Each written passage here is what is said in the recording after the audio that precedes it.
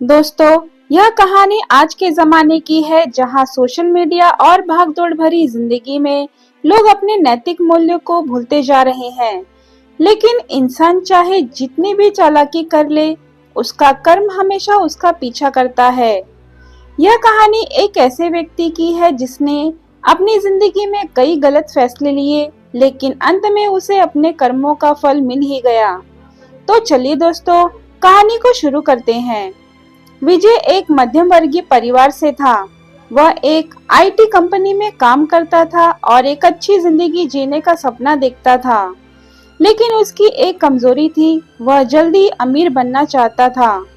उसकी सैलरी ठीक ठाक थी, लेकिन वह और ज्यादा पैसा कमाने के लिए शॉर्टकट ढूंढता रहता था। विजय के दोस्त अक्सर उसे मेहनत करने की सलाह देते, लेकिन वह किसी की नहीं सुनता। वह सोशल मीडिया पर फेक स्कीम से पैसे कमाने की कोशिश करने लगा। धीरे धीरे उसने ऑनलाइन ठगी शुरू कर दी। फर्जी वेबसाइट बनाना, लोगों को बेवकूफ बनाकर पैसे ऐंठना और झूठे वादों से भोले भाले लोगों को लूटना उसकी आदत बन चुकी थी। विजय ने एक ऑनलाइन बिजनेस शुरू किया जिसमें वह फर्जी निवेश योजनाएं बेचने लगा। उसका दावा था कि लोग कुछ ही महीनों में अपना पैसा दोगुना कर सकते हैं। शुरू में लोगों ने भरोसा किया और पैसा लगाया। विजय को बहुत मुनाफा होने लगा। वह एक बड़ी गाड़ी खरीदता है, महंगे होटल में रहता है और सोशल मीडिया पर अपनी लग्जरी लाइफस्टाइल दिखाने लगता है। उसकी सफलता देखकर कई लोग उसे फॉलो करने लगते हैं और उसकी स्कीम में निवेश करते हैं। लेकिन यह ज्यादा दिनों तक नहीं चल सकता था। एक दिन विजय का सच उजागर होने लगा। कुछ लोगों ने पुलिस में शिकायत कर दी कि उनकी मेहनत की कमाई ठग ली गई है। पुलिस उसकी कंपनी की जांच करने लगी। उसे एहसास हुआ कि वह अब फंस चुका है। विजय ने जल्दबाजी में पैसे निकालने की कोशिश की, लेकिन बैंक अकाउंट फ्रीज हो चुके थे। उसके दोस्त जो उसके साथ पार्टी करते थे, अब उसे पहचानने से भी मना कर रहे थे।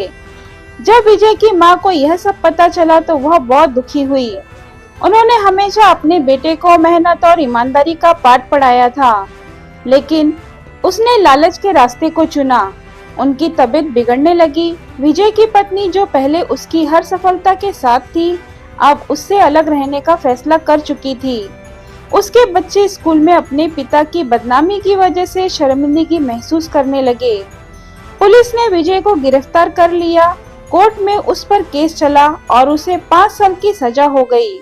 जेल में उसने पहली बार अपनी जिंदगी के बारे में गहराई से सोचना शुरू किया। उसे अपनी गलतियों का एहसास होने लगा। एक दिन जेल में एक बुजुर्ग कैदी ने उससे कहा, बेटा, कर्म कभी किसी को नहीं छोड़ता।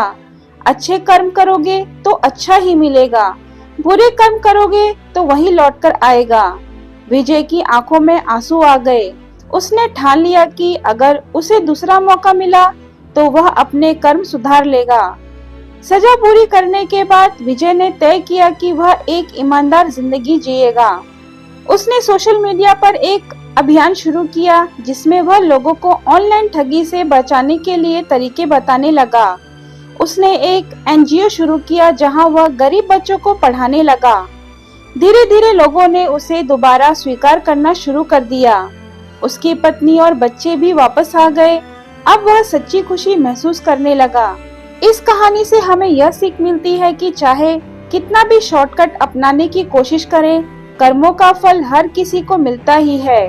अगर हम गलत रास्ता चुनते हैं तो उसका परिणाम भी भुगतना पड़ता है, लेकिन अगर हम अपनी गलतियों से सीख लें तो हमें दूसरा मौका भी मिल सकता है। कर्मों का फल हमेशा इंसान के पीछे रहता है। यह हम पर निर्भर करता है कि उसे मीठा बनाना है या कड़वा। दोस्तों, अगर आपको मेरी वीडियो पसंद आए तो वीडियो को लाइक, शेयर और सब्सक्राइब करना ना भूलें और कमेंट बॉक्स में कमेंट करके जरूर बताएं कि आपको मेरी वीडियो कैसी लगी। दोस्तों, आपको अगली कहानी किस विषय पर चाहिए, आप मुझे कमेंट बॉक्स में कमेंट करके जरूर बताएं ताकि मैं आप लोगों के लिए उसी विषय पर कहानी लेकर आ सकूं। धन्यवाद।